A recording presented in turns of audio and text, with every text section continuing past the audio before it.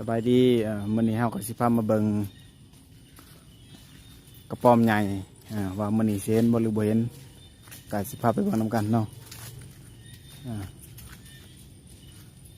เลาะหากระป๋อมใหญ่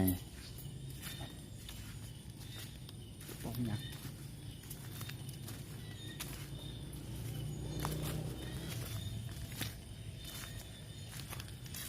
ผจญภัยหากระป๋อมยักษ์สิได้บุกนำลุยไฟแค่กระเลิกหน่อยเห็นบ่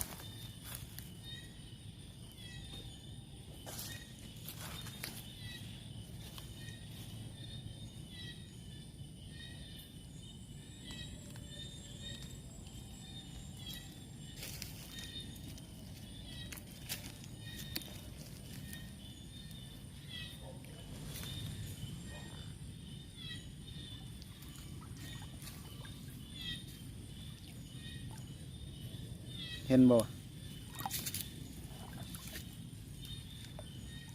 ไข่ปลากระเดิดปลากัง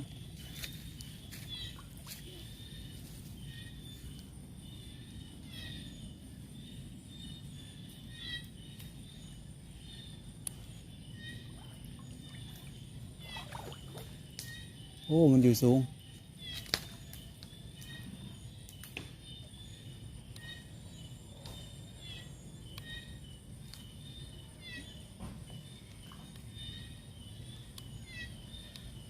เห็นบ่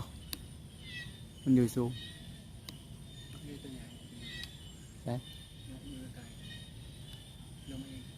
ตัวนั้นบ่โอ้อยู่สูงมันอยู่สูงพี่น้องโอ้ตัวนั้นอยู่ต่ำเห็นหลายโตอยู่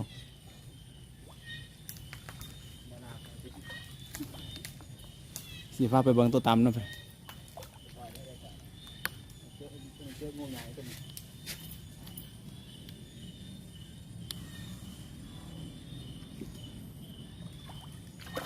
บุกนำลุยไฟ